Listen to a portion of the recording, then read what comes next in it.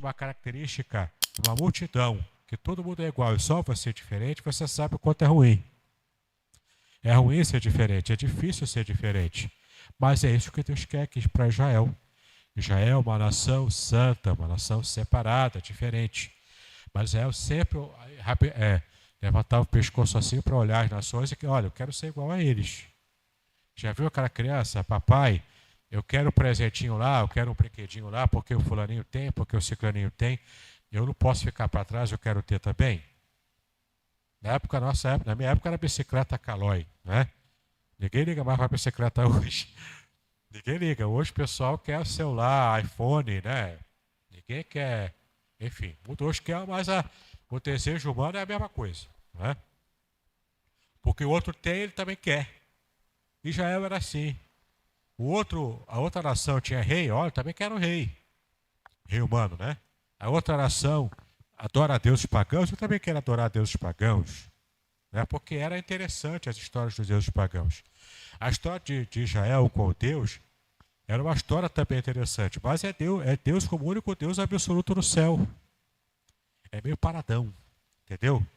Agora, as histórias dos povos pagãos era um Deus brigando com o outro, era interessante, era um bafafá danado. Era um Deus lutando com o outro, comendo o outro vivo e depois vomitando, e mata e depois ressuscita. Eram histórias bem movimentadas. Isso era um tipo de chamariz para a atenção do povo de Israel. Eles queriam também ser iguais às outras nações, adorando esses deuses. Eu custei para entender como é que funcionava isso na cabeça do povo.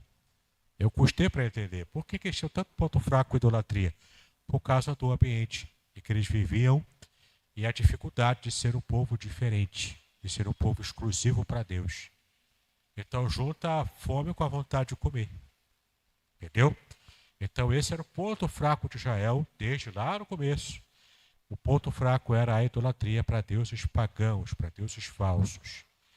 Então o Deus, né, de Israel, Jeová, estava sempre lutando com Israel para retirar esse fermento da idolatria que ainda estava sempre aparecendo no coração de Israel. Nesse período dos juízes, acontecia muito isso. Idolatria, comendo solta lá entre as tribos de Israel. Acontecia também de líderes que acabavam sendo fracos e não de fato liderando Israel. Então, nessa época de juízo, o povo fazia o que queria. Quando não há uma liderança forte, ou uma liderança para o lado errado, o povo faz tudo errado. Entendeu? O povo fazia o que queria. Deixava correr frouxo. Então, quem queria adorar deuses falsos, adorava. Quem queria não obedecer à lei, não estava nem aí para a lei, não estava nem aí mesmo. Fazia tudo o que era errado. E Deus estava vendo, percebendo e dando corda no início. Aí o que acontece? Porque o povo desobedecia constantemente a Deus, uma nação estrangeira, naquela época era muito comum, nações mais fortes do que Israel, e com perspectiva expansionista, com essa ideia de ampliar território, né? Então, vários povos antigos, chegavam a Israel e ameaçavam Israel. Então Israel ficava em aperto. Pecava, não estava nem aí para Deus. Estava adorando a deuses falsos, coisa e tal. Isso durou durante muito tempo, até quando já tinha templo. Arqueologicamente já encontraram hoje, perto de onde ficava o templo de Salomão, o primeiro templo de Salomão, ali no monte Horebe, ali. Monte Horebe não, perdão. Ali no monte do templo, né? Eu esqueci agora, deu branco, depois eu vou lembrar. Então estava ali no monte, acharam perto dali vestígios arqueológicos de um templo pagão de adoração a deuses falsos feitos por Israel, imitando o espaço do templo real, verdadeiro.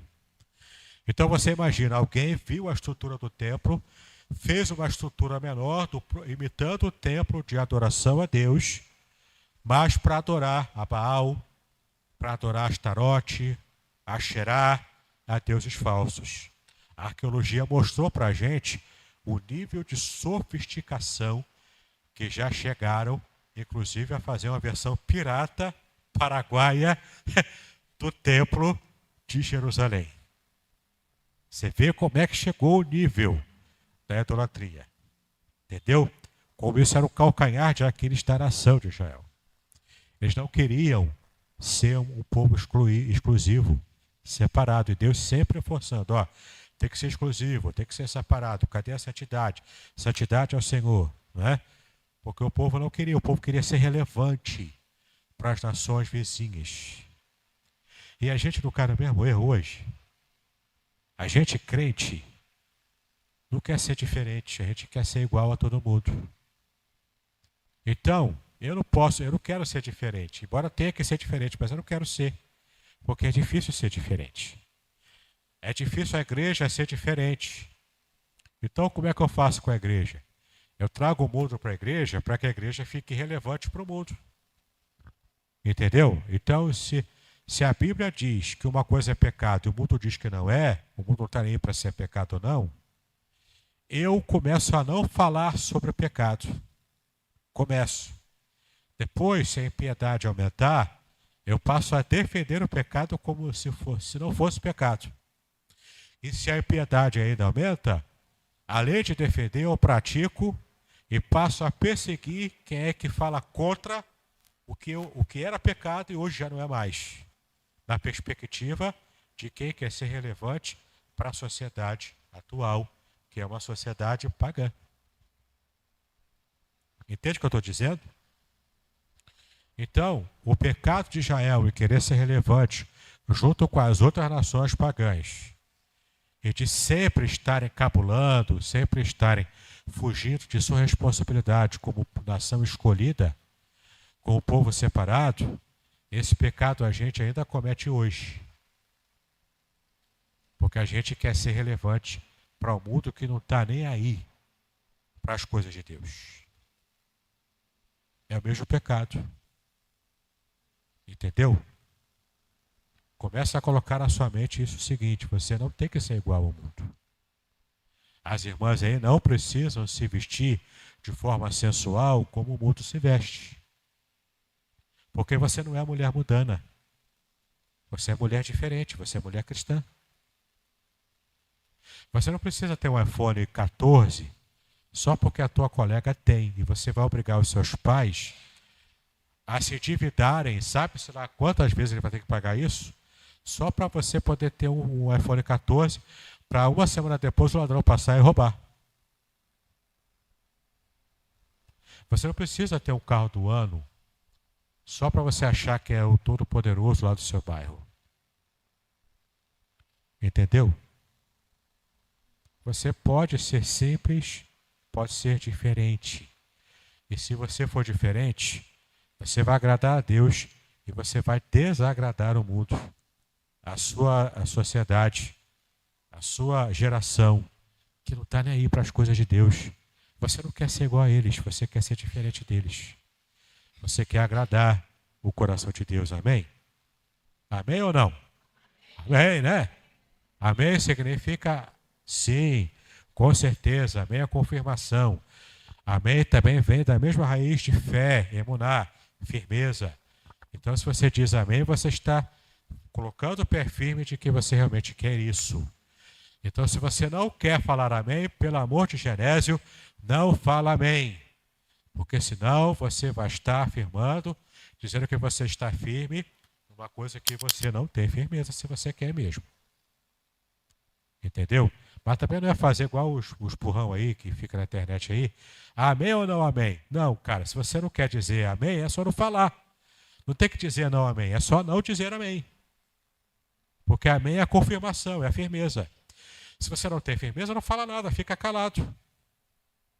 Ou então os caras que falam aí, né? Deus vai te trazer, Deus vai trazer julgamento para o Brasil. Amém! Aí também já é demais, né, cara? Pelo amor de Genésio, né? Vamos ser mais inteligentes, né? Vamos falar a palavra certa na hora certa. Quer ver outro exemplo? A palavra aleluia. Cuidado com aleluia. Aleluia não é expressão de louvor a Deus. Nunca foi. Você que trabalha com música, aleluia não é expressão de louvor a Deus. Quando você grita aleluia, você não está louvando a Deus quando você grita aleluia.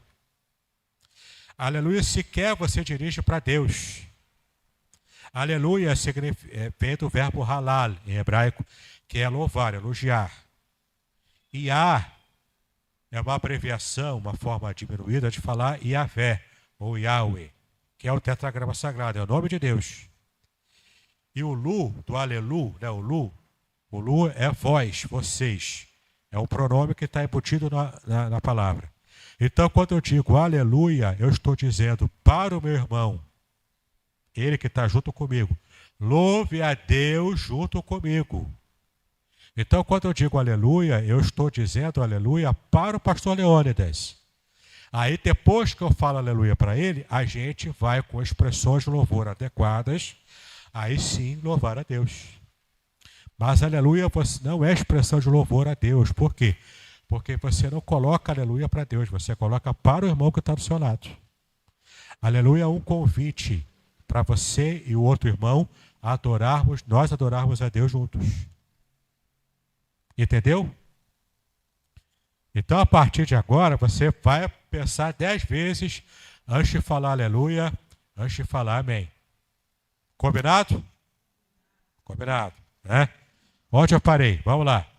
Vou lembrar aqui. Então, beleza, os juízes, tinha líderes fracos, que aí o povo sempre estava descambando para a idolatria. Aí o que acontece?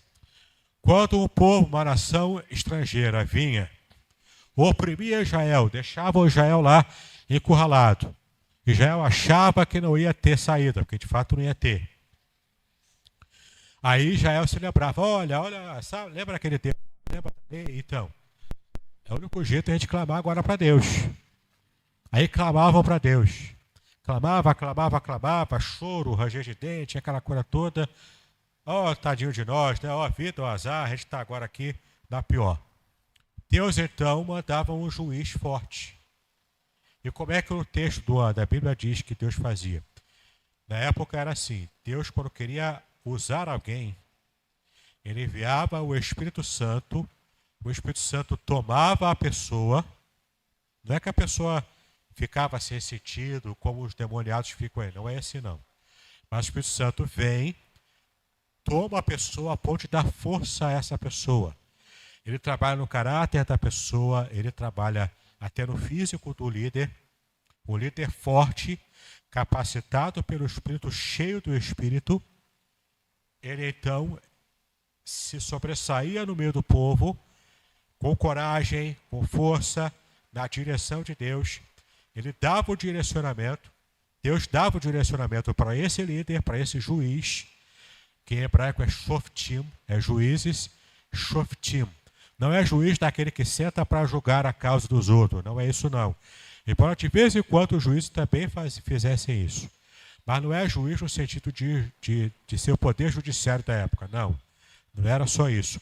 O juiz era um líder, muitas vezes, guerreiro, que Deus levantava para lutar com Israel, para levar Israel à vitória, expulsar ou derrotar os povos pagãos que estavam oprimindo Israel.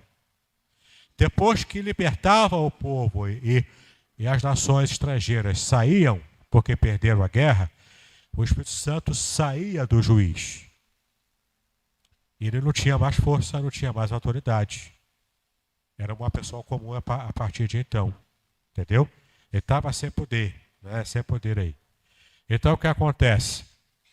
Porque acabou ali o momento. Então era avivamento para o povo, era avivamento espiritual. Agora só para Jeová, agora só Deus, agora só adorar a Deus. Passava alguns anos, 20 anos, 40 anos, geralmente. Aí a paz acabava de novo. Por quê? Porque o povo voltava a praticar idolatria. O povo ia caindo com o tempo. Voltava a desagradar a Deus. Aí Deus permitia que outra nação estrangeira viesse. Por mais 20, 40 anos, estava lá, perturbando Israel. Ai, meu Deus, pelo amor de Deus, pelo amor de Deus. Aí clamavam, Deus mandava outro juiz. Outro juiz diferente, com força diferente, com atitude diferente. Agia, cheio do Espírito Santo, libertava o povo, o Espírito Santo saía e ficava nesse ciclo. Ficava sempre assim. Esse ciclo repetitivo. Você já parou para pensar que a nossa vida também muitas vezes parece um ciclo repetitivo de algumas poucas vitórias, muitas quedas, fundo do poço, depois tem uma vitóriazinha pequena, depois melhora um pouquinho, depois cai de novo. Já reparou que a tua vida espiritual geralmente é assim, você cai muito quando você está longe de Deus, quando você negligencia a oração, quando você negligencia o estudo da Bíblia, quando você, em vez de vir para a igreja, você vai para a praia, quando você, em vez de estar buscando a Deus, você está em baladas e festas, está buscando amizades que não convém. Já reparou isso? Com Israel era a mesma coisa. Com a gente era a vida pessoal, no máximo afeta a nossa família. Para Israel era a nação inteira caindo assim. E Deus sempre mandando juízes. Vários juízes se destacaram. Alguns foram mencionados rapidamente, né, no texto bíblico. Mas vários desses juízes se destacaram. Vamos ver aqui alguns. O próprio texto de Hebreus fala aqui. Vou continuar em Hebreus, porque vou falar um pouco sobre esses juízes. E aqui já dá mais ou menos uma cola, né, resumida para a gente. Então, olha só. Versículo 32, ó. Falarei de Gideão. Vocês conhecem a história de Gideão, não conhecem? Gideão, para poder vencer as guerras no seu tempo, Deus o abençoou. Deus o chamou de uma situação. Ele estava malhando trigo no lagar. O lagar era um lugar para pisar uva. Por ser um lugar mais reservado, Gideão, então, ele escolheu, eu vou dar uma desperto, né? Eu vou lá para o lagar, em vez de pisar a uva, porque a uva leva tempo para poder virar vinho. Então, quem está pisando a uva sabe que não é naquela mesma semana ou naquele mesmo dia que ele vai beber o vinho. Sabe que não é. Ele está pisando, vai colocar nos frascos ali e vai deixar o tempo para virar vinho. Então ele pensou, se eu usar o lagar da uva para malhar o trigo com os meus pés, os povos invasores vão achar que eu estou preparando o vinho. E não vão me perturbar, por quê? Porque eles sabem que não vai ter vinho hoje. Eles vão esperar para, depois de algum tempo, vir aqui novamente e pegar o vinho. Só que não era vinho, era trigo. Ele estava malhando para poder soltar. Porque o trigo, não sei se vocês já viram, são espigas de trigo, né? Que fica assim despontando do caule longo. Vem aquela cabeça do trigo e aquelas espigazinhas ali. Você tira as espigas, malha aquelas espigas para depois triturar. Depois de triturado, vira o quê? A farinha de trigo. Com a farinha de trigo você consegue fazer bolo, pão, consegue fazer tudo. Entendeu? Era a farinha de trigo feita manualmente na época. Só que ele pensou, vou malhar o trigo aonde? No lagar, que é reservado, ninguém vai saber que é uva, que ninguém vai saber que é trigo, vão achar que é uva, ninguém vai perturbar agora. Então vou malhar o trigo. Era uma medida inteligente. Entendeu? Que ele teve para poder preservar a comida que ele estava preparando, porque o trigo ficava pronto em pouco tempo e podia preparar já um bolo, né? Um pão, um bolo. Então ele estava ali preparando isso. Então Deus o visita, o chama e o enche do Espírito Santo. Então, de uma pessoa pobre, pacata, inteligente, mais tranquila, ele passa a ser um líder forte que Deus chama para libertar Israel, se não me engano, dos midianitas. Deus o chama. Então, o que acontece? Gideão, então, é levantado e ele tem aquele teste que ele quer fazer com Deus. Espera aí, eu sou um cara, qualquer um aqui, eu sou pobre de uma RDC, não tenho família sacerdotal, não tenho nada, não tenho linhagem nenhuma. Por que será que é Deus mesmo que está me chamando ou se é loucura da minha cabeça? Ele era um homem inteligente. Lembra que ele era inteligente? Então, Senhor, vou colocar o novelo de lã aqui E vou fazer o seguinte: se for o Senhor que está falando comigo, faz chover sobre a terra toda, sobre o ambiente aqui, mas só esse novelo de lã vai ficar seco. E não é que Deus fez? Choveu tudo, ficou tudo molhado, menos novelo de lã. E olha que chuva era uma coisa rara naquele período, era diferente, tinha tempos, né, para acontecer a chuva. A chuva aconteceu, molhou tudo, menos o novelo de lã, que estava no meio lá do campo. Agora, Senhor, para tirar a prova dos 9, né? Para fechar mesmo o negócio, faz o contrário agora. No dia seguinte, o outro novelo de lã, seco. Eu quero que o Senhor vai fazer molhar só o novelo. E toda a terra vai ficar seca. Deus fez novamente. O novelo ficou molhado e a terra toda seca. Não é que Deus chamou mesmo Gideão? Ele então foi chamado para então, com o pequeno exército, vencer e salvar o povo de Israel mais uma vez. Por quê? Por que isso? Tinha mais ou menos 30 mil soldados, quando Deus colocou de fato o exército pronto para guerrear junto com Gideão. Aí Deus chega para ele e fala: ó, tem muita gente. Fala o seguinte: o povo que é meio Nutella aí, que está com medo, manda voltar para casa. Ok. Aproximadamente um terço do exército voltou para casa porque era de gente medrosa. Gente com medo, casado de pouco, vou para a guerra, minha mulher está lá, não. Vou para minha cama quentinha lá com ela, né? Filho pequeno, medo, né? De modo geral, todo mundo voltou. Uma boa parte voltou. Mas, ó, tem muita gente ainda. Vamos fazer o seguinte, Deus falando com o Gideão, né? Bota o povo para beber água no rio.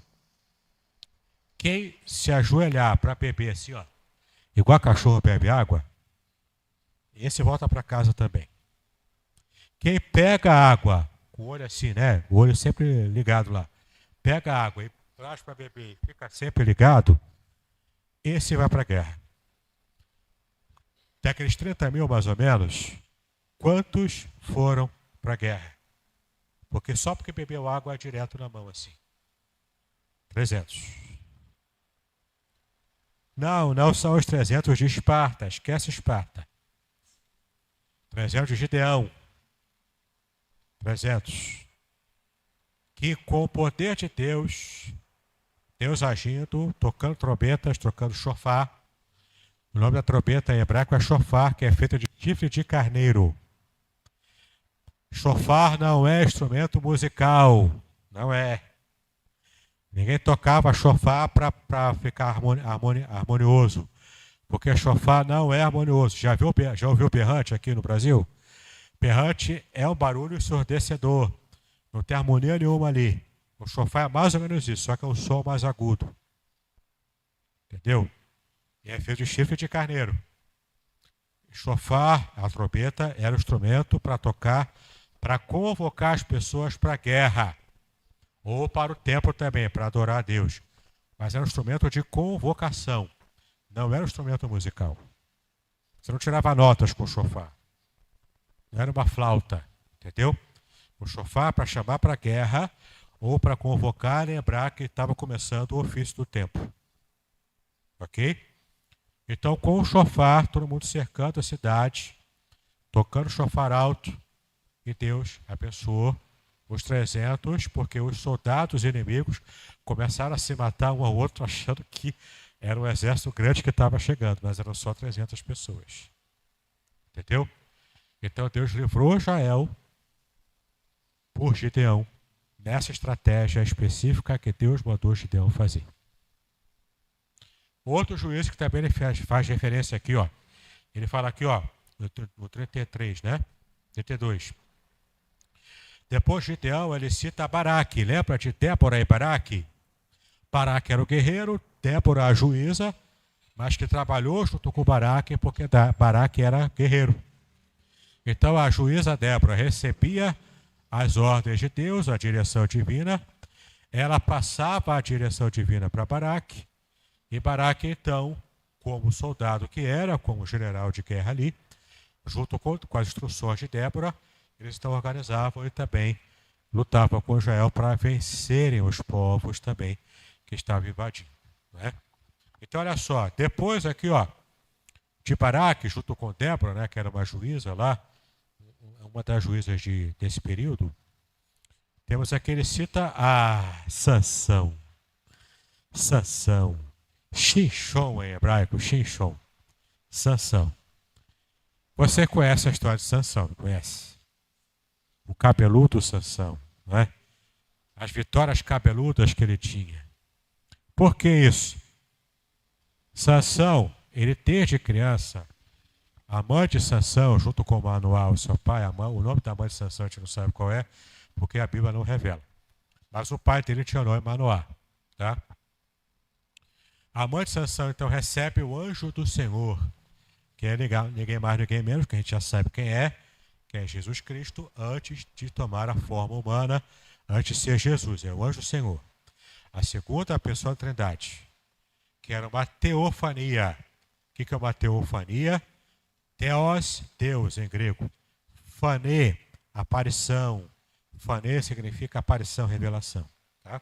Então, teofania é uma aparição de Deus. Em hebraico, a teofania é Shekinah. Já ouviram falar a palavra Shekinah? Shekinah não é glória. Glória é kavut, é outra palavra. Shekinah é presença manifesta. Shekinah significa a presença de Deus manifestada no meio humano. Isso é Shekinah. Tá? A palavra Shekinah não está na Bíblia. Ela existe, ela está dentro da cultura judaica posterior aos tempos bíblicos, mas a palavra Shekinah não aparece na Bíblia. O que aparece na Bíblia é a raiz dessa palavra Shekinah, que é a palavra Shakon. Shakon significa presença. Então é Deus revelando a sua presença, a sua Shakon, que mais tarde foi chamada de Shekinah, tá? Que é o que nós chamamos em grego, também em português, a teofania, ou seja, a aparição de Deus, a presença de Deus manifestada no meio das pessoas, no meio do seu povo. Tá? Então aparece a Shekinah, aparece a teofania, o anjo do Senhor se apresenta para a esposa de Manoá. Ela fala para Manoá porque a esposa dele também era estéril. Tinha sempre esse problema de esterilidade, né, na Bíblia. Isso era um problema sério naquela época. Hoje em dia a mulherada aí está até clamando a Deus para ser estéril, né? Mas na época o povo queria filho. O povo realmente queria filho. Então o que acontece? O anjo revela, o anjo do Senhor, Jesus Cristo revela para ela: vai nascer o filho e ele vai ser nazireu desde criança. O que é nazireu? Nazireu é uma condição temporária feita por homens que por um tempo curto se dedicavam exclusivamente para o serviço de Deus. Então, não podia cortar cabelo, não podia cortar barba, não podia beber vinho ou qualquer coisa relacionada à uva, nem mesmo comer a uva, não podia tocar em cadáveres, especialmente cadáveres humanos, mas também cadáveres de animais, não podia tocar. As leis dietéticas eram elevadas assim, ó, em altíssima conta, porque ele não podia comer uma série de coisas durante um tempo, porque era pesado ser nazireu. Sansão tinha que ser nazireu a vida inteira. Por isso que ele era rebelde. Já viu o adolescente rebelde que não quer nem por um segundo fazer o que o pai e a mãe mandam? Sansão era assim para Deus. Ele era para ser nazireu a vida toda, ele não queria, porque ele sabia que era difícil. Então ele ficava lá e cá, né? Ele ficava meio barro, meio tijolo, ficava lá e cá. E ele tinha um ponto fraco. Israel tinha um ponto fraco, a adoração a ídolos, né? Que era, do ponto de vista espiritual, por Deus, considerado prostituição. Mas Sansão gostava de se prostituir mesmo, com mulheres. Foram achados, alguns achados arqueológicos, isso eu aprendi com o Dr. Luiz Saião, aquele nosso teólogo batista, né? A arqueologia já demonstra que Alguns achados arqueológicos perto lá da Filisteia, de onde era a Filistia antes, não é? Hoje, se eu não me engano, é a Jordânia. Mas na época era a Filistia, onde viviam os filisteus. Acharam vestígios de cosméticos usados pelas mulheres filisteias. Muita coisa era cor vermelha, bem cheguei mesmo, aquele rosa ou vermelhão mesmo, muitos brincos. Então elas se fantasiavam para sensualizar. Eram povos pagãos. Existia até na época a prostituição cultural, que era comum entre os deuses pagãos na época. Mulheres que se sensualizavam muito. E já as mulheres hebreias sempre tiveram a orientação da lei, da Torá, para serem recatadas. Entendeu? Para ser sóbria na pintura, não ter muito enfeite, né? Ser tranquila, entendeu? Mas as mulheres lá, pagãs, especialmente as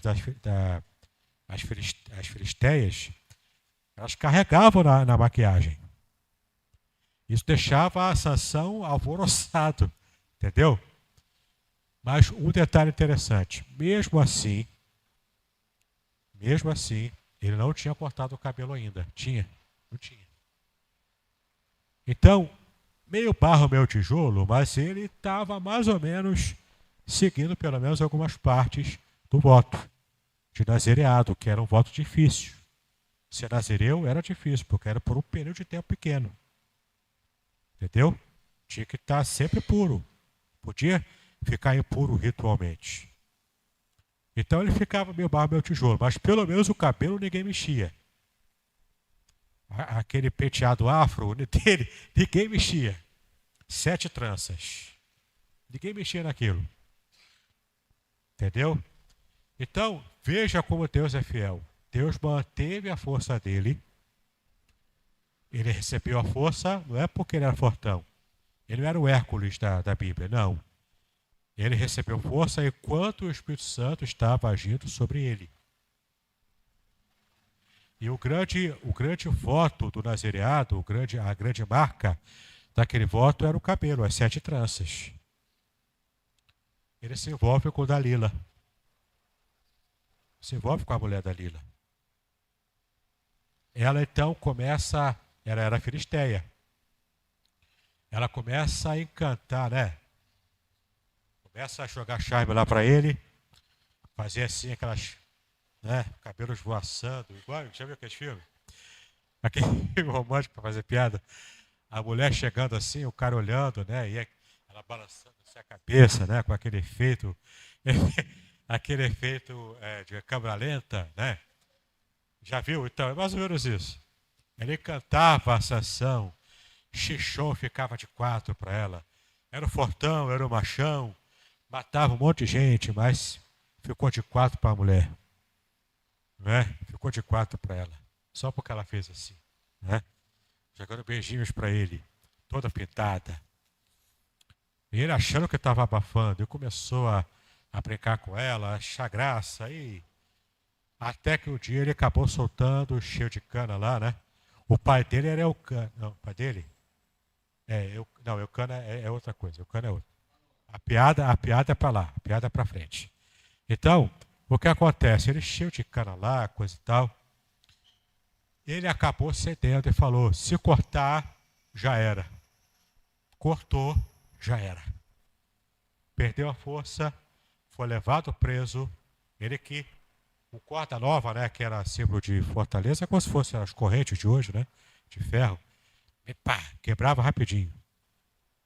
Rasgava as cordas novas rapidinho. Depois disso já era. Foi levado preso, vazaram os olhos dele.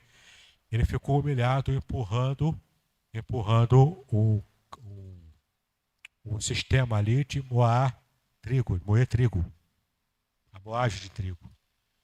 Que aquilo era feita por bois, por burros, animais, né? Ele, porque ainda tinha alguma força, não a força que Deus dava, mas a sua força natural agora, começou a empurrar, cego lá, empurrando, para moer trigo, todo mundo zombando dele, porque todo mundo olhava e zombava de Sansão. O homem forte, que tinha tudo para ser o juiz de juízo, juiz de juízo, perdeu o juízo, ficou cego. Ele que era cego espiritualmente, agora ficou cego fisicamente. E agora só serviu de chacota para o povo inimigo. Guarda uma coisa na sua mente. Se você estiver numa guerra, e todos nós estamos numa guerra espiritual, se você faz o seu inimigo rir de você, você está lutando errado. Entendeu? Guerra cultural, guerra espiritual, até guerra física mesmo, que está assombrando o mundo agora de novo, né? Essas guerras aí. Praticamente já estamos numa terceira guerra mundial, que é diferente. Diferente das outras anteriores. A gente praticamente já está numa terceira guerra mundial. Tá? O que acontece?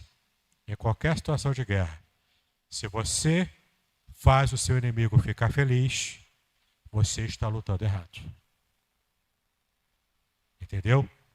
Sansão estava lutando errado. Porque ele não conseguiu permanecer fiel a Deus. No final, depois de muita zombaria, aquela coisa toda, ele cego ainda, começou a nascer o cabelo. E ninguém se deu conta. Talvez nem mesmo ele, porque ele estava cego, né? Mas começou a nascer o cabelo, novamente. Deus teve misericórdia de Sansão. Quando começou a crescer o cabelo, ninguém mexia no cabelo mais dele, Deus foi dando a força novamente para Sansão. O Espírito Santo voltou a agir em Sansão. E no último lampejo, quando ele percebeu a força, ele sai do moinho. Tinha 2 colunas ainda no templo, devia ser uma próxima da outra. Ele então abraça as colunas, para poder abraçar tem que estar próximo da outra, né? Ele abraça as 2 colunas que sustentavam o templo de Dagon, que era o deus adorado pelos filisteus.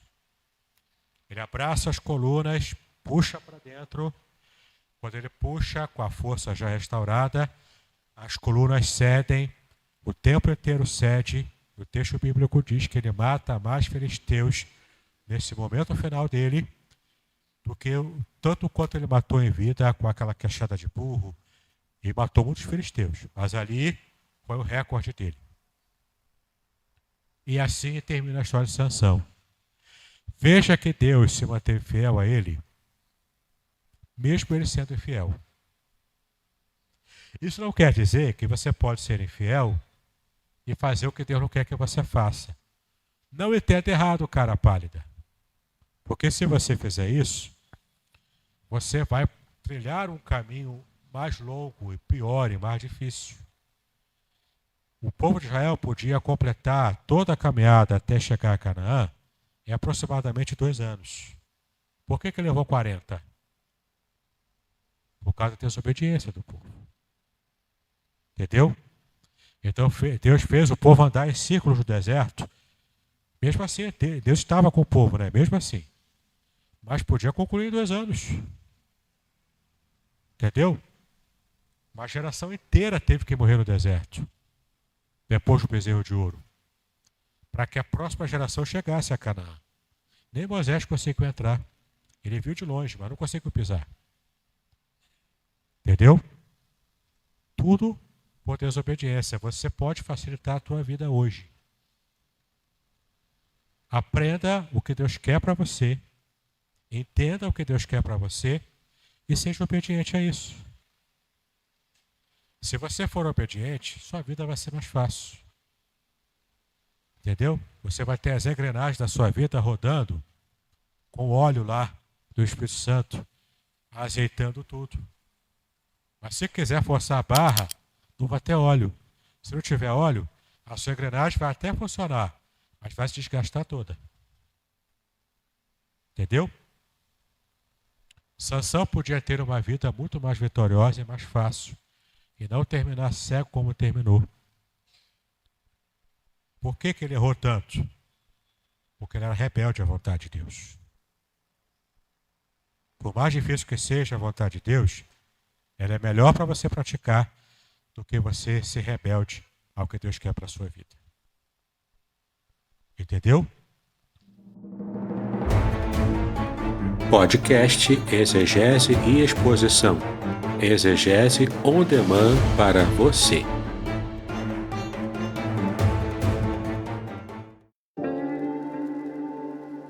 Shalom! Aqui é o Davidson Pignon. Eu ajudo pastores e líderes cristãos a fazer estudos bíblicos na igreja sem ter problemas com interpretações bíblicas erradas.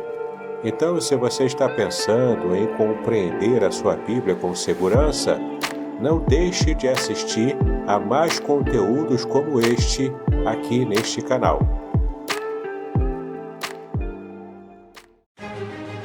Prepare-se para uma jornada única e transformadora. Nas 346 páginas deste livro emocionante, Davidson Pignon mergulha nas profundezas do Salmo 91, revelando segredos escondidos na língua original hebraica, palavra por palavra, versículo por versículo, com linguagem simples e conteúdo profundo. Este livro é a chave para a compreensão de uma proteção divina extraordinária. Descubra como aplicar essas revelações originais à sua vida. Davidson Pignon, autor reconhecido, editora Contextualizar. Uma obra que irá transformar sua jornada espiritual. Proteção divina no curso da vida. Revelações originais do Salmo 91. Disponível agora. Não perca a oportunidade de ter esta revelação em suas mãos. Uma jornada espiritual que irá transformar sua vida. Adquira agora. Davidson Pignon. Editora Contextualizar. Seja abençoado pelo Salmo 91. Adquira o seu hoje mesmo.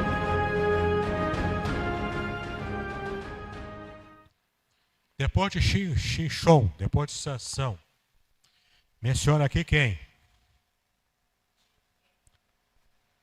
Jefté e Yaft, em hebraico, Yaft. Por que Jefté é mencionado? Jefté era um cara estranho, filho de uma prostituta. Lembra aquele palavrão que eu não vou falar? Ele é isso, filho de uma prostituta.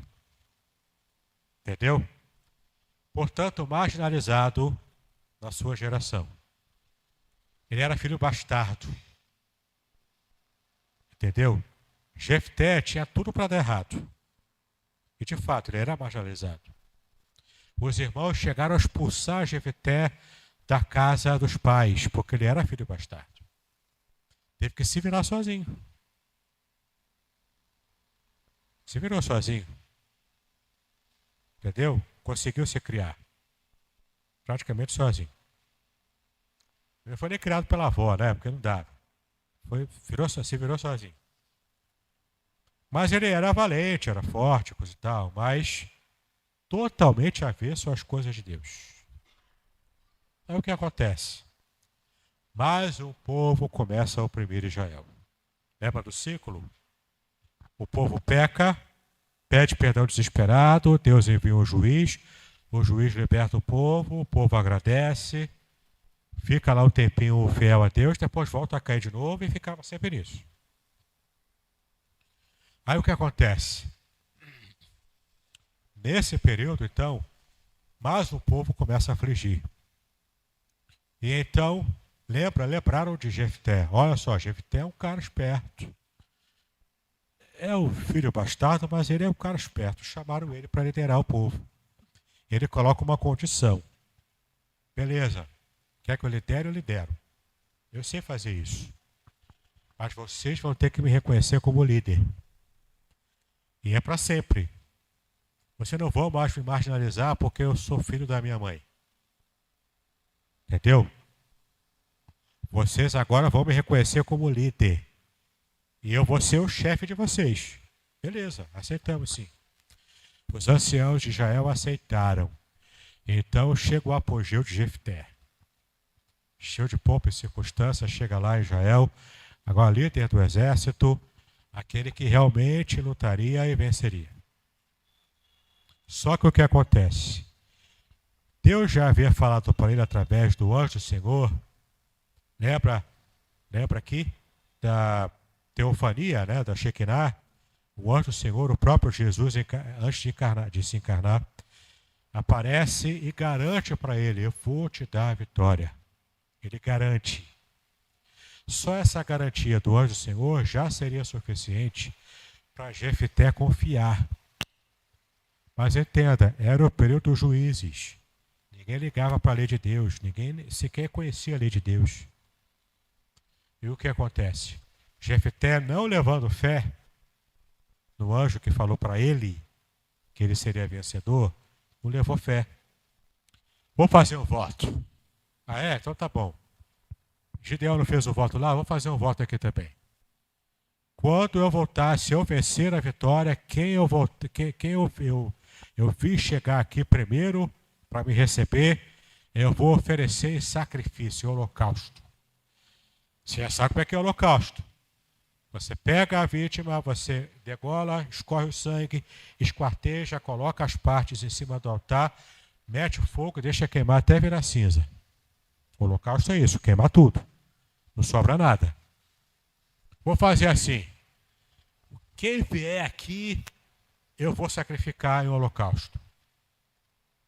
Só que do jeito que ele falou, provavelmente com testemunhas ali diante de Deus, que era a promessa naquela época era feita, era levada a sério. Por quê? Porque era feita de modo solene, com testemunhas, era uma situação social.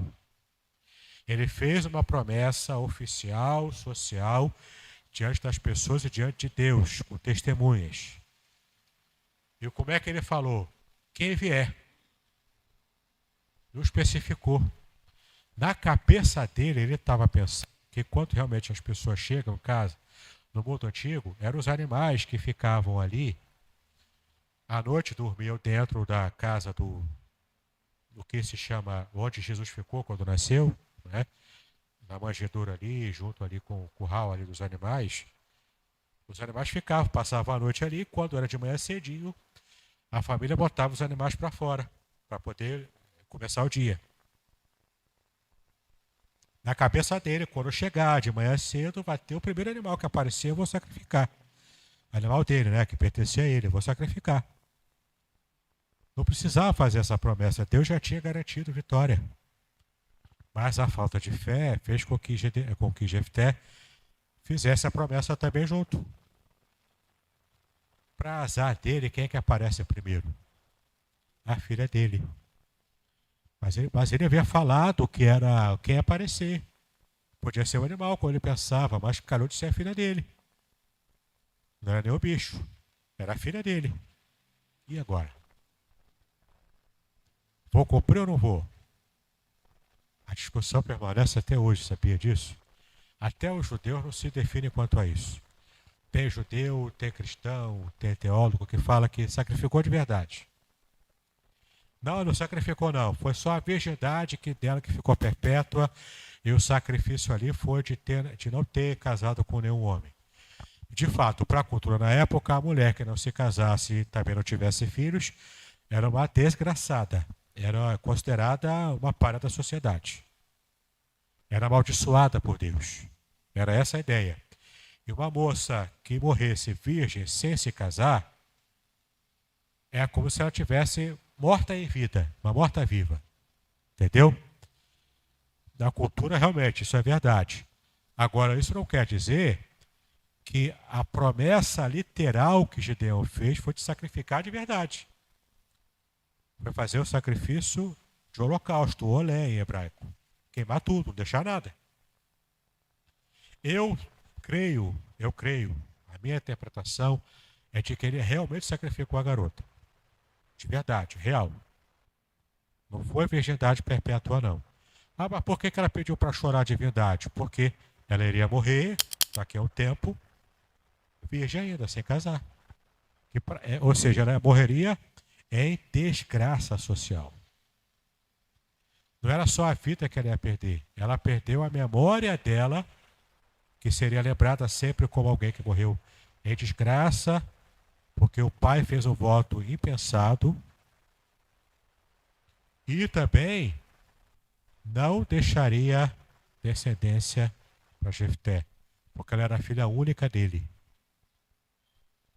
Para falar assim é porque ele provavelmente a esposa dele já tinha morrido, ou ele já não dava mais, não conseguia mais, né? Enfim, ela era a única filha dele, ele teve que sacrificá-la, ele ficou sem descendência, e a gente só lembra de Jefté porque a Bíblia fala dele, porque ele era o juiz. Ele entrou, inclusive, na galeria da fé, assim como Sansão entrou, em Hebreus. Entendeu? Voto não pensado, voto feito de qualquer maneira. Ainda mais naquela época que o povo levava a sério isso. Hoje o povo leva na brincadeira, mas na época levava a sério. Se fazia voto, era voto público, diante de Deus e das pessoas, tinha que cumprir.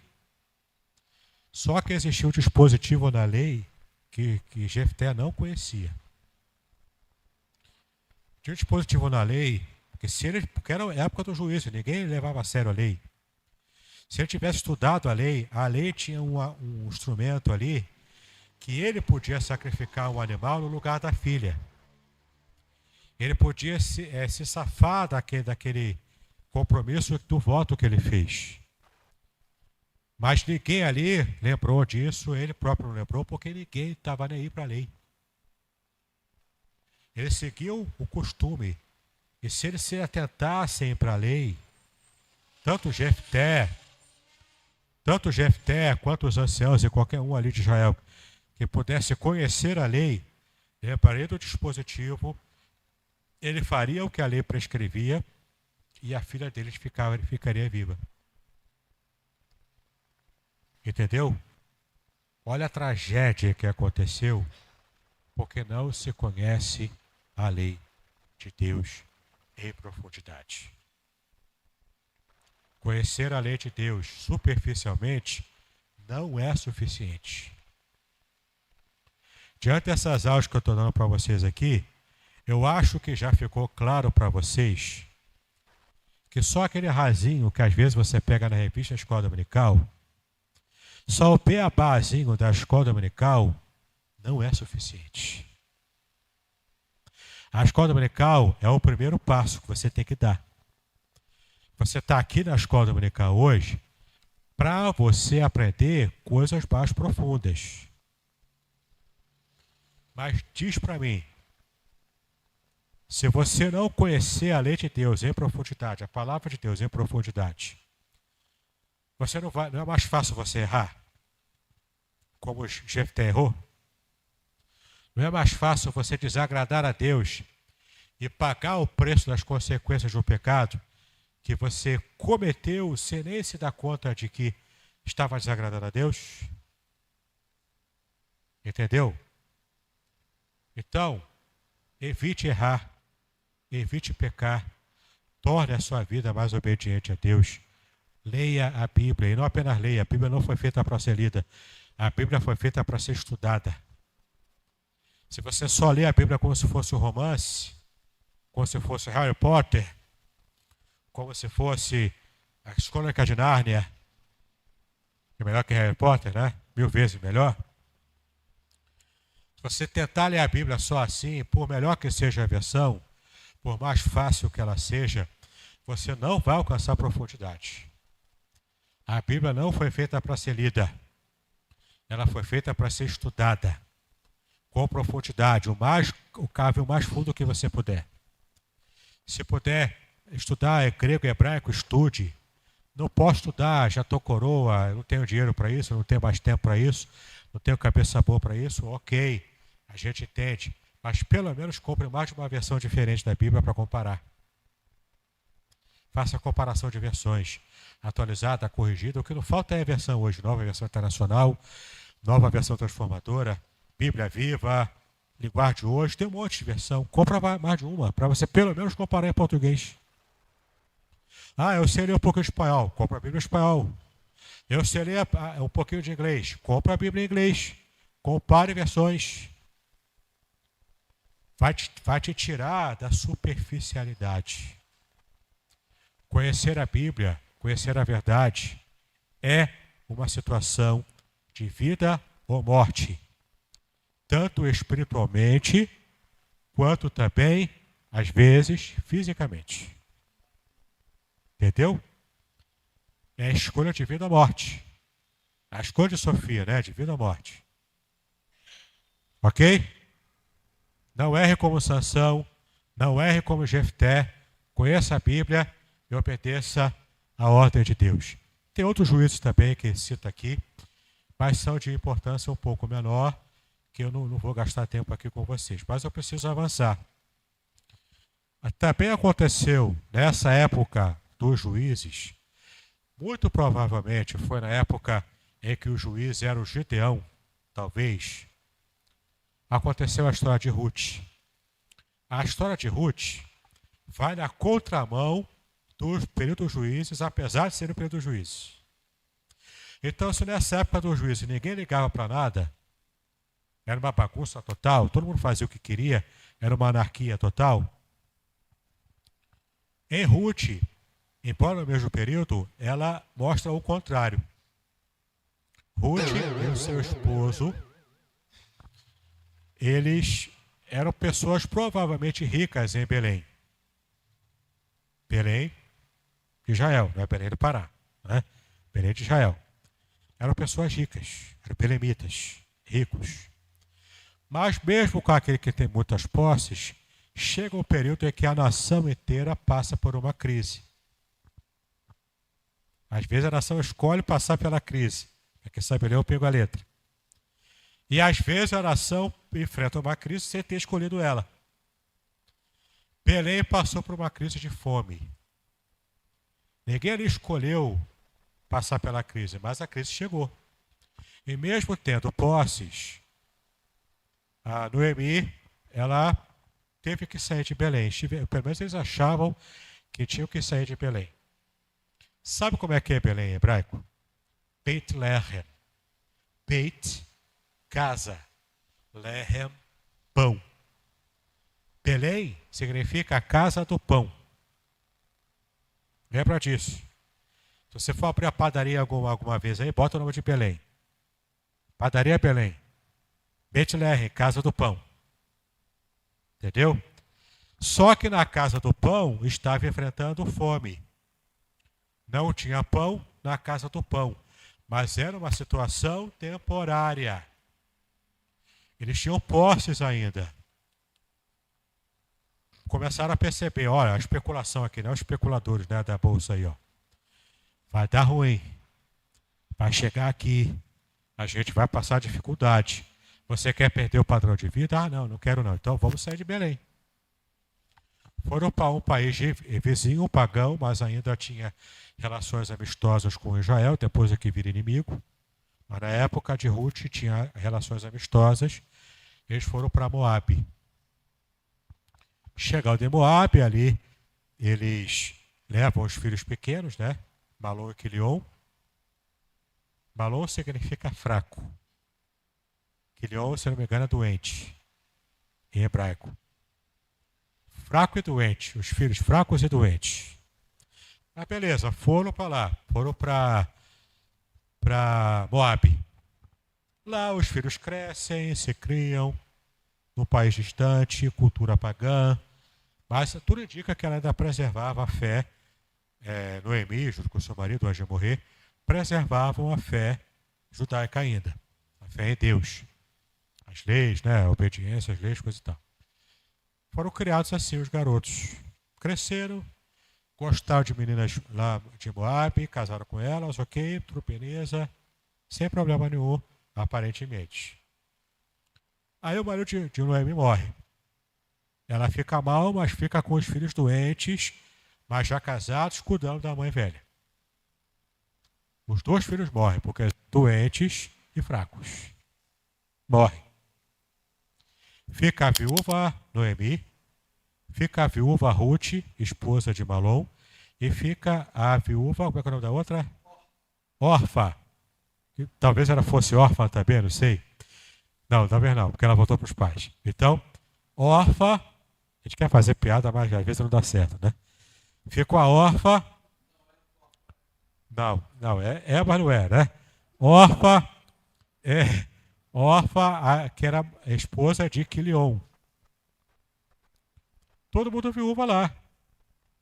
Uma situação de 3 mulheres, naquela cultura, Noemi principalmente, numa terra estranha, né? Já estava acostumada, porque viveu anos ali, mas não era a sua terra, não era a sua família, estava longe da sua família. Sem marido, ela e sem filhos também. As moças eram jovens ainda, casadas mais jovens. Quer saber? Orfa e Ruth, segue a vida de vocês. Eu volto para casa, por quê? Porque o casamento naquela época tinha o dote, que o noivo dava para o pai da noiva. Era como se ele tivesse ressarcido o pai da noiva por tudo que o pai gastou com a filha durante a vida. Estou tirando a filha da casa do pai. Eu vou assumir agora a responsabilidade de cuidar dela. Então, por que ele pagava o dote? Ainda bem que acabou isso. Eu não casaria. Mas por que ele pagou o dote? Por quê? Por que ele pagava o dote? Para, primeiro, provar para a família da noiva de que ele tinha condições de trabalhar e sustentar a casa. Entendeu? Era um jeito prático e cultural de mostrar isso.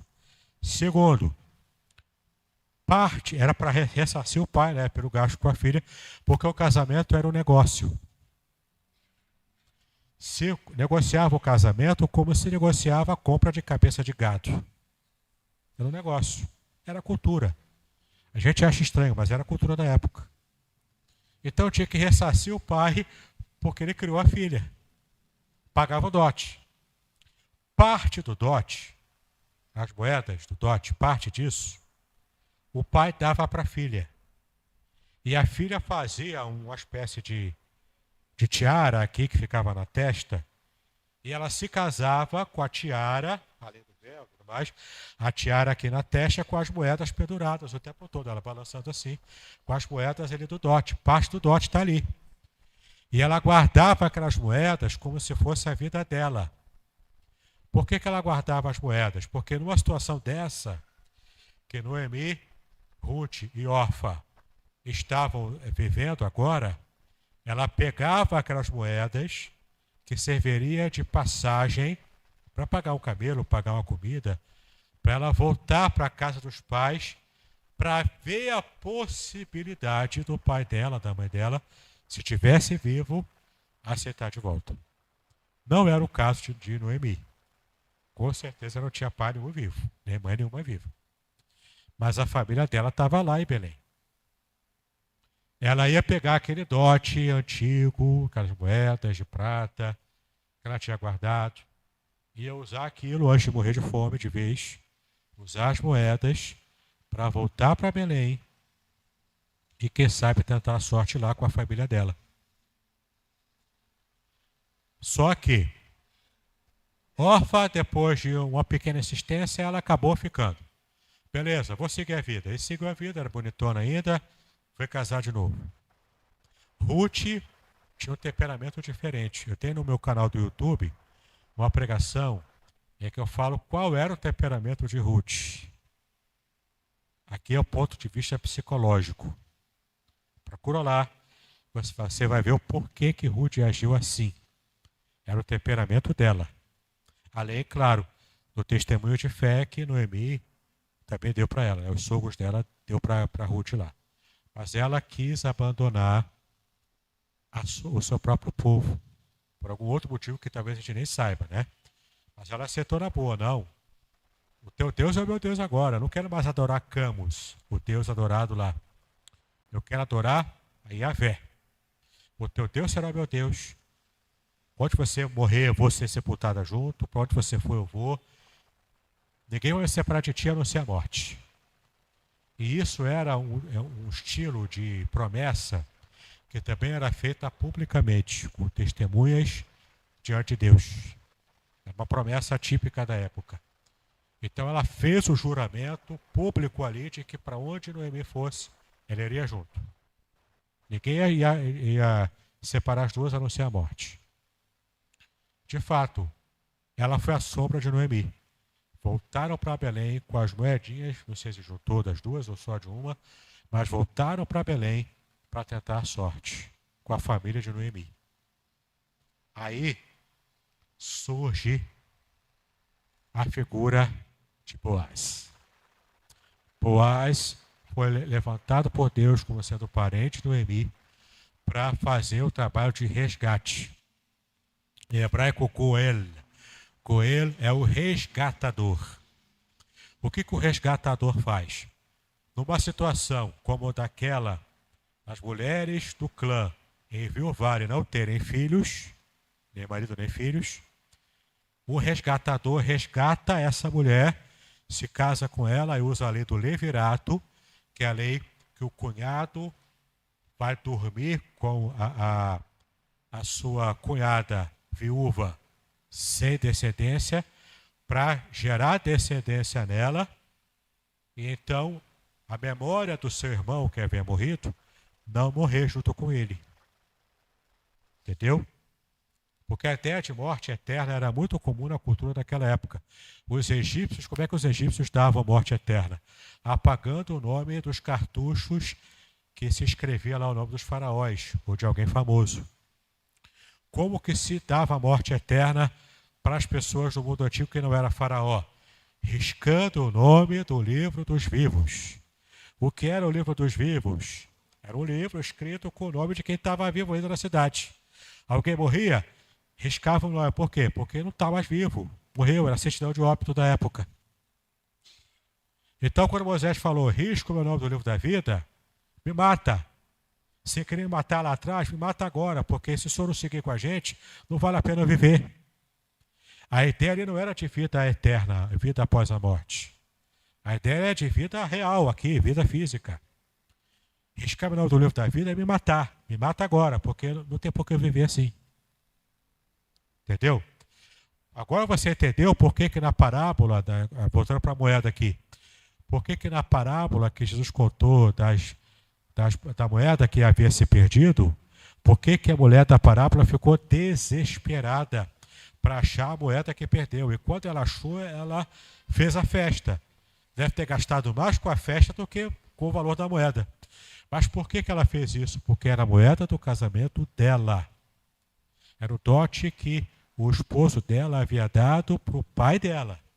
Tinha valor afetivo, tinha valor monetário real e era a segurança dela para qualquer situação que fugisse de emergência.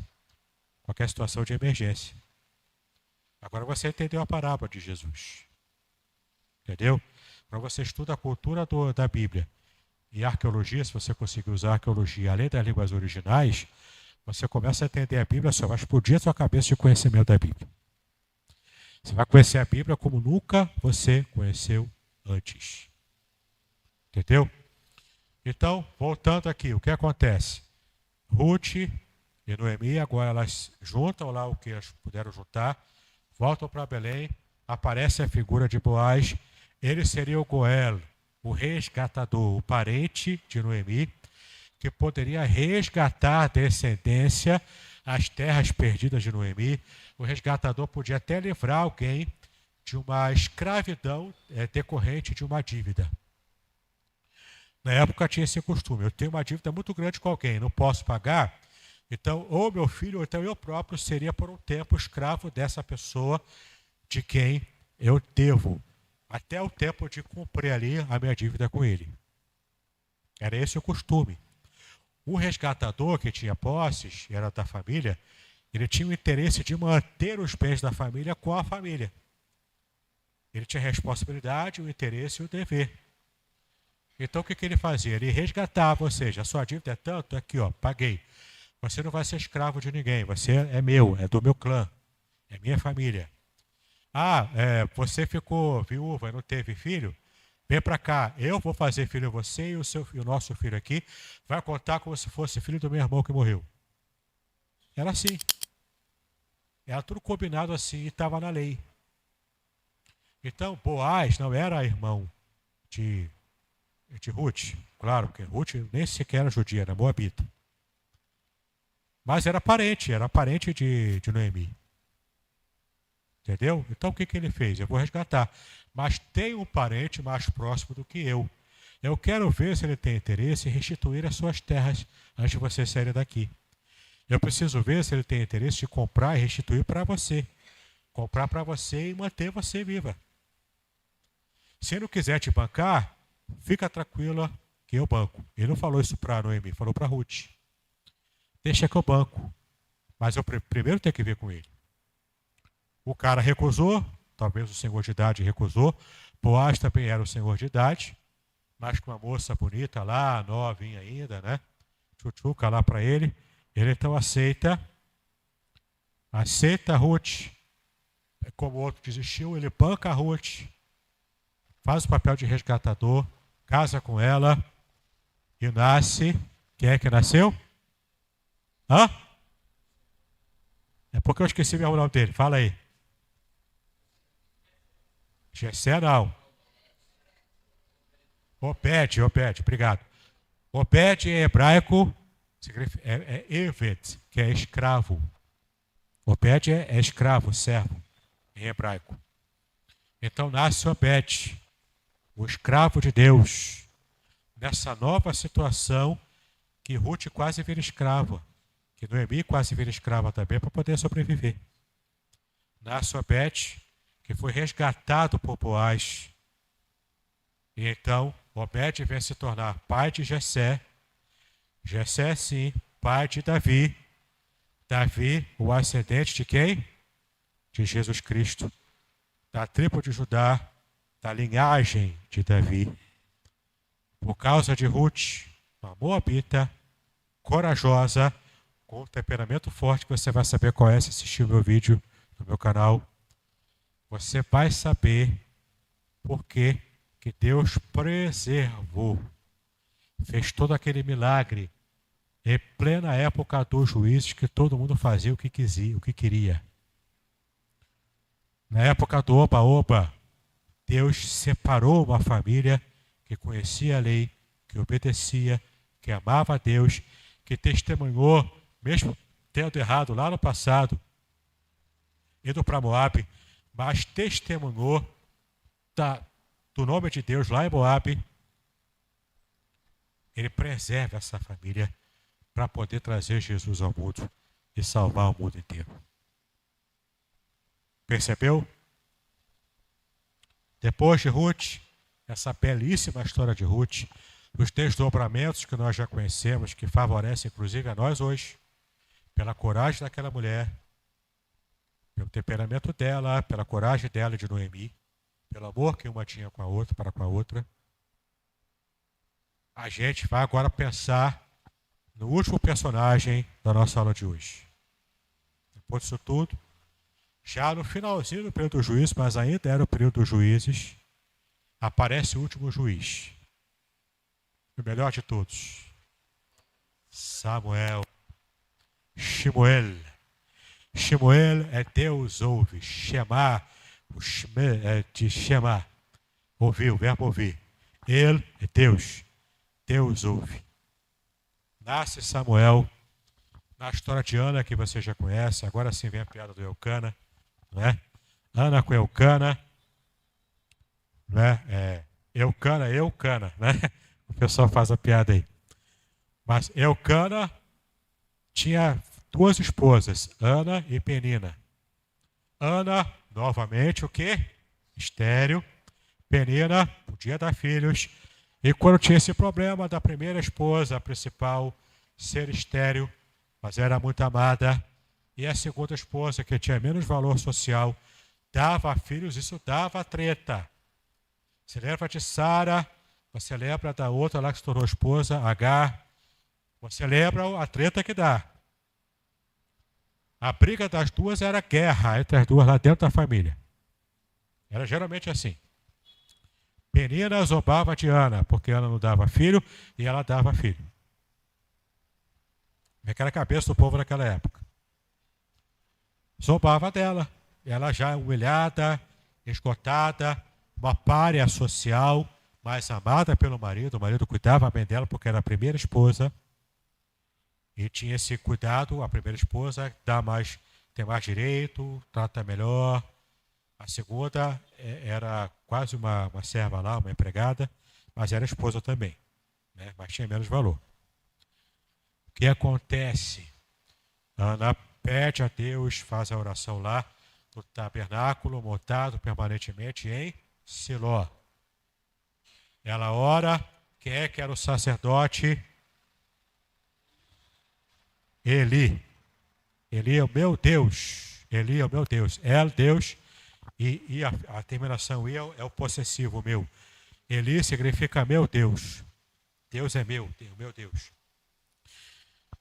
Eli era um sacerdote, mas era um sacerdote fraco. Qual época era? Dos juízes. Juízes qualquer um fazia qualquer coisa, líderes fracos, inclusive o sacerdote Eli. Os filhos de Eli, Hófni e Finéias, herdariam também, porque eles eram levitas, né? Para ser sacerdote tinha que ser cohen, tinha que ser levita lá. Eles faziam o que queriam. Todo mundo fazia o que queria. Ele via o erro, sabia que estava errado, mas deixava correr frouxo. Ele era frouxo. Porque Acabe se tornou frouxo como rei, ele era frouxo como sacerdote. Deixava rolar. E isso estava desagradando a Deus, porque eles estavam, inclusive, roubando parte das ofertas queimadas para eles comerem a parte com gordura ainda. Era para deixar primeiro queimar a gordura, queimava tudo e pegava só a carne pronta. Ele queria pegar crua com gordura ainda, porque era proibido comer gordura na época, veja só. O colesterol alto já existia desde aquela época. Deus proibiu comer gordura de animais, assim como o sangue, não era para comer nem sangue nem gordura. Mas eles pegavam lá com a carne crua ainda, a porção grande lá, que ia oferecer no sacrifício. A parte deles existia, mas era menor e era já queimada. Sem gordura. Eles pegavam com gordura crua para queimar, talvez com gordura para comer a gordura. Porque não estavam nem aí para a lei de Deus. De qualquer forma, eles iam morrer de pressão alta. Uma hora eles iam morrer. Né? Comendo colesterol à vontade, ia morrer. Mas Deus matou lá, fulminando, na mesma hora. Ele também, mais tarde, quando soube da morte dos filhos, ele também cai assim, quebra o pescoço e pá. Pelo menos ele morreu sem muita dor, né? Morreu instantâneo também. Mas antes dele morrer, Samuel, pequeno, depois desmamado, Ana o entrega porque ela fez o voto. Lembra, o voto era solene, feito em público, nesse caso a presença do sacerdote do tabernáculo em Siló. Ela fez a promessa, agora tinha que cumprir. Samuel desmamou, talvez na adolescência já. Ela entrega para serviço no templo. E depois ela teve outros filhos também, porque Deus abriu de fato a madre dela. Deus abençoou Ana nesse ponto. Mas Samuel está no templo, criado por Eli, vendo as coisas erradas que Eli fazia vista grossa. Ele talvez, tendo contato lá com a lei, começou a ler. Quando já aprendeu a ler, começou a ler e aprender. Aprendeu que era certo. Talvez ele estivesse ensinando certo para Samuel, para tentar acertar com ele, já que ele estava errando tanto com os próprios filhos. Samuel mais tarde se torna o sacerdote, o último sacerdote daquela linhagem, daquela época, o último juiz, profeta também, até funda a escola de profetas, ele que funda a escola. Era o seminário da época, ele que fundou, ele que inventou isso. Começa a colocar ordem na bagunça. Samuel começa a colocar ordem na bagunça. Então, quando ele começa a organizar, o povo, opa, está organizado. Olha só, as nações aqui, os vizinhos, todo mundo tem rei. Por que a gente não tem rei? Só fica um monte de juízes aqui governando a gente. E a gente está sempre nessa lenga-lenga aqui, nunca sai disso. Queremos rei, queremos rei, queremos rei. Levantaram placa lá, quero rei, quero rei. Rei já, rei para hoje. Então, Samuel pergunta para Deus, e aí? O que eu faço? Então, Deus que já havia falado com ele desde criança, né? Samuel, chamou 3 vezes, Samuel aprendeu a ouvir a voz de Deus. Porque deixa eu entender que ele não ouvia a voz de Deus, só Samuel, porque Deus não falava com ninguém. A partir de Samuel a coisa muda, ele é o último juiz, o último sacerdote, profeta também, não é o último, mas era o profeta também. Com ele, Deus manda, vamos escolher um rei. Ele define quem? Saul, Um rei bonitão, fortão, inteligentão, submisso ao pai. Tudo para dar certo. Mas era um rei que deixou o coração azedar com o reino. Deixou se influenciar, azedou. Ficou apegado à riqueza, ficou apegado ao seu cargo. Ele achou que a partir dele, a família dele agora estava feita. Ninguém ia tirar o trono dele. A família dele estava feita para o resto da existência.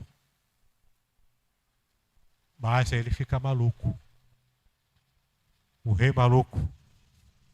Um rei louco. Fazendo loucuras. Fazendo louquices, né? Como se diz lá em espanhol. É louquice que fala lá? Louqueira, não sei. Loucura, é assim que fala em espanhol? Como é que é? Oi? Opa, loucura, né? Fazendo loucura lá. A ponto de Deus falar para Samuel: vamos ungir Davi.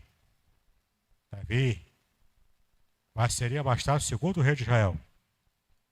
O jovenzinho que ninguém dava nada.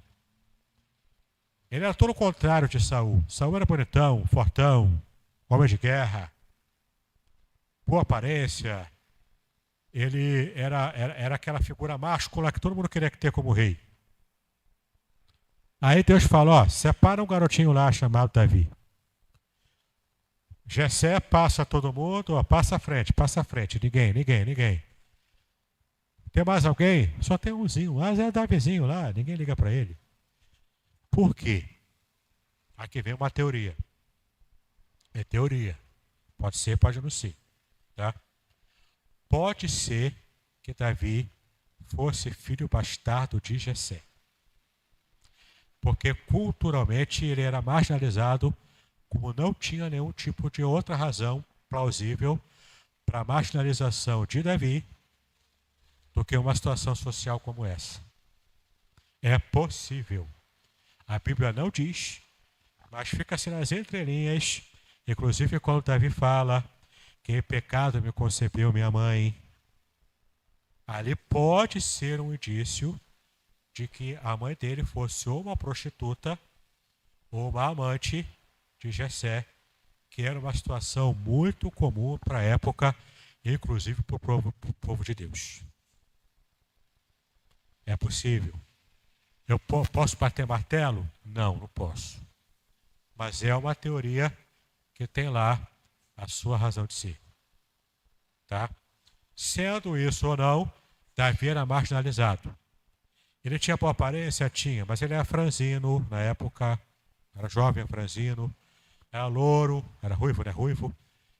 Era de aparência delicada, ele não era gay, mas ele era de aparência delicada. Tá? Porque o povo está falando bobagem aí. O LJ, esquece isso. Esquece essa história, isso não tem nada a ver com a Bíblia. Tá? Ele só tinha a aparência de uma pessoa simples, de um cara tranquilo, talvez por essa razão marginalizado pela própria família.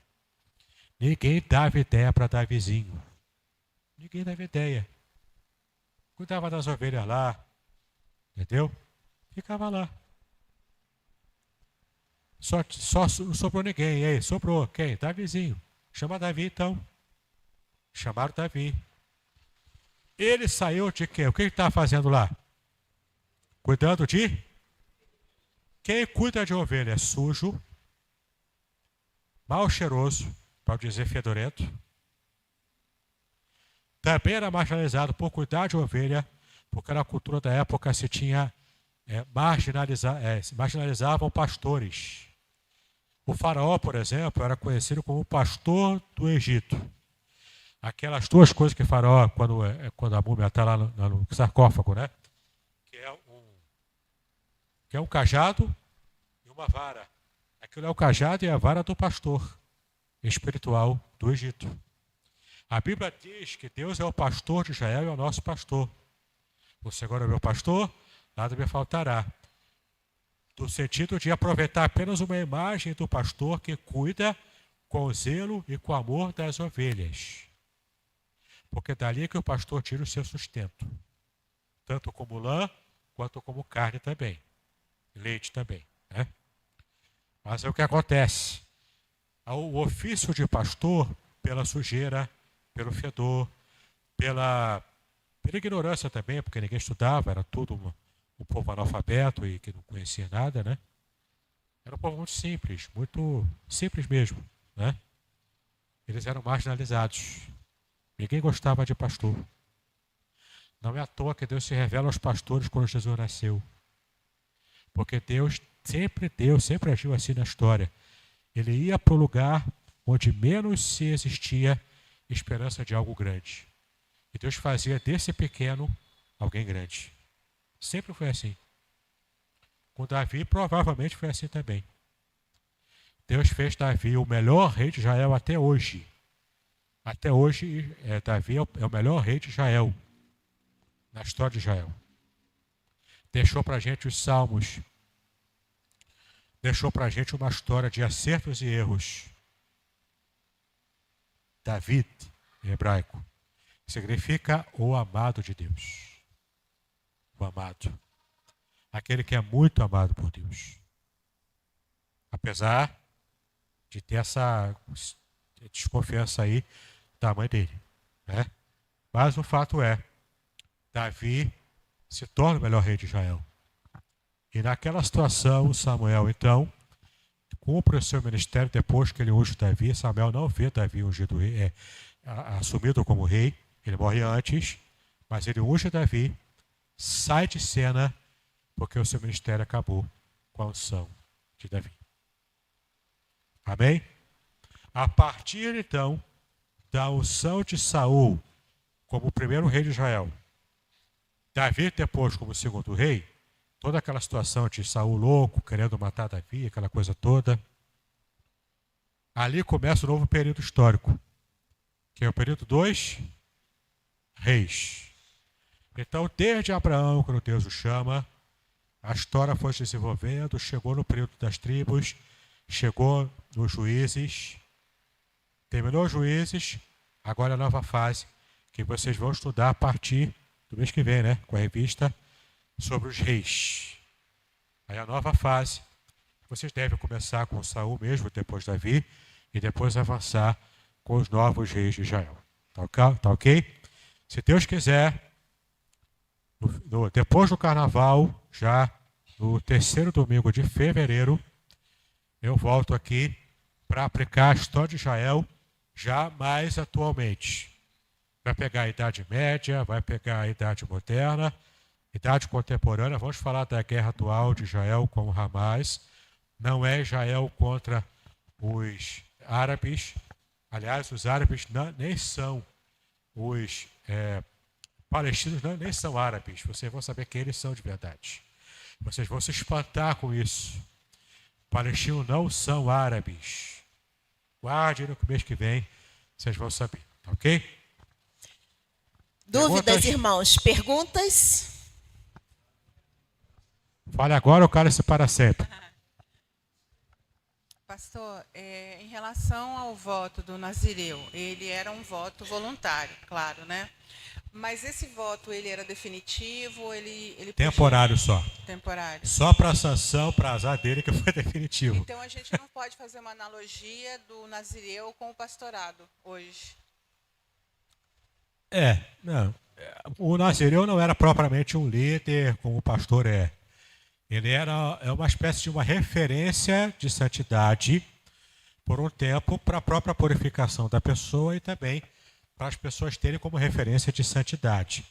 Não era propriamente um líder. No caso de Sansão, muita coisa ali foi diferente, porque Sansão, o nazireado era para a vida toda, o que não era comum, não era normal, acho que era o único da Bíblia assim. E também ele era líder no sentido de juiz. Como juiz ele era líder. Foi um péssimo líder em alguns aspectos, mas pelo menos como libertador ele foi um bom libertador. Na questão de Sansão, então, ele não tinha essa opção de deixar o Não, voto. no caso de Sansão, não. Foi feito por ele mesmo ou foi direto por Deus? Dado por Deus. Antes dele nascer, a mãe estéril, e o anjo falou, você vai nascer, ele vai ter que ser nazireu para o resto da vida. Voltando para o presente, hoje, o pastor, ele é um chamado Então, a gente pode dizer que ele tem também um compromisso com esse chamado. Compromisso com a santidade, ser exemplo durante o tempo que ele é pastor. Aí tem. Sem desistência. Depois, 100%. Depois que ele morreu, ou se ele ficar doente e for jubilado, ele é um membro comum, né? Ainda tem que ser santo também como qualquer crente, mas perde aquele status de ser obrigado a ser o modelo dos fiéis para o restante do rebanho. Não é que ele vai ter licença para pecar, mas tem menos cobrança para ele do que tinha quando era pastor. Entendeu? Oi, quer perguntar aqui também? Quer falar também? Fala aí, quem não sei. Pastor, presta atenção. Shekinah, glória de Deus. Shekinah, glória de Deus. Não, Shekinah é presença de Deus perceptível. Glória Kavut. Então eu vou ter que mudar lá o nome da igreja na Bolívia, porque é Igreja Congregacional Shekinah. E não, mas Shekinah é a presença de Deus. Não precisa tirar. Tá bom, agora preste atenção. Você só não precisa mudar, você tem que mudar a pregação. Se você fala Shekinah é glória, Sim. Se você quiser falar certo no hebraico, Shekinah é presença. Presença de Deus. Glória é Kavut. Kavut também vem da raiz, que significa peso. Kavut é peso. Certo. Então, até os profetas falam, peso da glória de Deus revelado ao profeta tal. Né? É o profeta menor que fala assim. Porque glória, no seu original, vem da raiz que significa peso. Por que é peso? É consistência. Uma coisa pesada é uma coisa consistente. Eu sou gordo, sou pesado. Eu sou consistentemente pesado, porque eu sou gordo. Entendeu? Sou barrigudo, pelo menos. Né? Eu tenho consistência. Quando eu chego, você sabe que eu cheguei, porque eu tenho consistência quando eu chego. Eu não sou pé de pano, né, que chega e ninguém percebe. Eu não conseguiria ser ninja, entendeu? Porque quando eu chego, todo mundo sabe que eu cheguei, entendeu? Glória é isso, é peso, é consistência. Amém. Você sabe que está ali. Quando Deus se revela em toda a sua glória, ou seja, em toda a sua consistência, em todo o seu peso. E você vê Deus ali. Agora, puxando esse gancho aí, dentro dessa explicação dentro do hebraico, em relação aqui ao Nazireu, um dos requisitos seria realmente, esses são requisitos, né? Não tomar bebida alcoólica, não comer nada, não tocar em cadáveres, não participar nem de funerais. É participar de festa, só a festa de Deus mesmo. Mas o que eu sempre trouxe a dúvida, não sei se tem alguma explicação dentro do hebraico, com a palavra original, por que a trança? Justamente por que a trança? Se o Espírito, que realmente, né, como que nós entendemos que realmente a força que Sansão tinha era realmente o Espírito Santo, né? E esse Espírito Santo estava... Existe uma palavra que nós precisamos entender por que cortando o cabelo dele? Ali não é o hebraico não, mas é você conhecer um pouco da cultura. O judeu sempre... Até hoje o judeu tem esse negócio de não cortar certas partes do cabelo. Você vê os judeus ortodoxos, aquele chapeuzinho preto, que tem aqueles cabelinhos enrolados aqui? Não se corta, porque não pode cortar nem a barba. O judeu mesmo, o tradicional, não corta a barba. Eu corto a barba, claro, vou aparar a barba para... A nossa cultura exige que eu apare a barba, porque é sujo. A barba, quando você come, se não aparar, aquela barba suja. De gente... Quase um mendigo, né, que não faz barba, entendeu? Eu gosto da barba, eu quero deixar a barba, mas eu tenho que aparar. Eu já está grande, tem que cortar de novo, tem que aparar. Mas o judeu ortodoxo não apara a barba, não corta aquele cabelinho, e no caso do nazireu, nem o cabelo geral não corta. Por que disso? É uma situação cultural, talvez envolvendo a questão do compromisso de você se manter puro, porque para manter uma barba e um cabelo grande, você tem que estar sempre lavando. Entendeu? Talvez seja isso.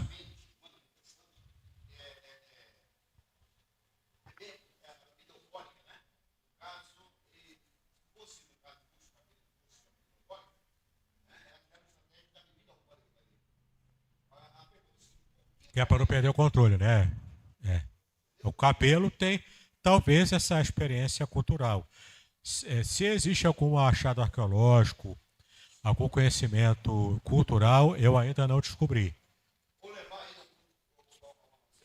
Talvez para diferenciar. Talvez, por exemplo, os povos pagãos rapavam a cabeça.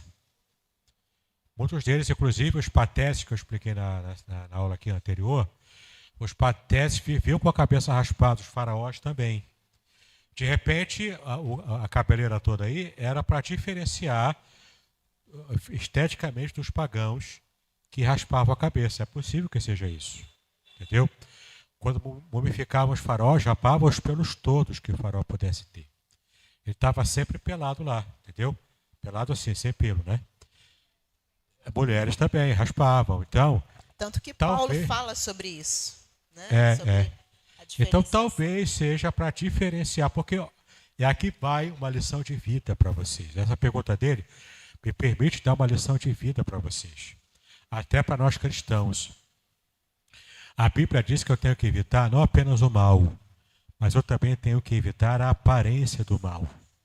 Eu posso não ser traficante, mas se eu me visto como traficante e as pessoas acham que eu sou traficante pelo meu modo de vestir, eu estou pecando igual. Se a moça aí não é prostituta, é cristã, mas se veste cheio de decote, vai desfilando na rua aí, rebolando toda lá, como se fosse uma prostituta, e ela é confundida com a prostituta, minha irmã, você tem que renovar o seu guarda-roupa. Tem que converter o seu guarda-roupa. Porque não é só você não ser prostituta na essência, é você também não se aparentar com uma, não parecer uma. Também é isso. Entendeu? Não é só eu ter consciência de que eu não sou ladrão. Eu também não tenho que agir como se eu fosse um ladrão.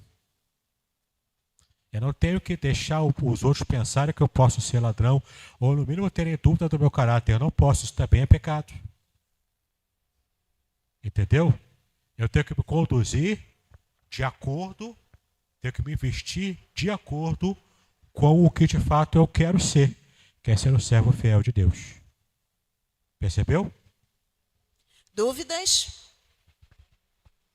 Mais alguém? Pastor, bom dia. Eu não Oi, sou, bom dia. Estou vendo aqui hoje. Primeira vez? Senhor. No geral? Bom dia Primeira para os vez no irmãos geral? também. Senhor? Primeira vez no geral que você vem aqui na igreja? Entendi. É a primeira vez. Seja bem-vindo, Deus te Obrigado. abençoe. Tá bom. Espero que eu não tenha te assustado, tá? Mas vai lá. Só uma dúvida. Parece que os antigos palestinos vieram da Grécia, se eu não me engano, né? Mas me explica uma coisa. Deixa eu molhar o pico, rapaz. Deixa eu chegar no mês que vem. Tá. Não, mas não é isso. Eu quero perguntar. Mas os que estão lá atuais, devido à influência árabe, não são árabes autênticos, aquele povo antigo já não foi embora? Religiosamente árabes. Mas etnicamente, não é nem propriamente da Grécia, mas também envolve a Grécia. Vou falar, deixa eu chegar lá. Em fevereiro você volta aqui. Mais alguma pergunta, alguma dúvida? Pastor, dote de Denise é alto, hein? Foi alto o dote dela, não foi não? Foi. Dote de Denise? Você pagou para casar com ela? Com aquelas a moedinha tudo balançando assim na testa. Selma, teu dote também foi alto, não foi não? Irmãos, como nós aprendemos hoje? Foi uma bênção. Mais uma vez, pastor Davidson. Que o Senhor continue abençoando a sua cacholinha inteligente para guardar tantas informações. Que Deus abençoe a sua vida. Irmãos, nós estamos terminando a nossa escola dominical.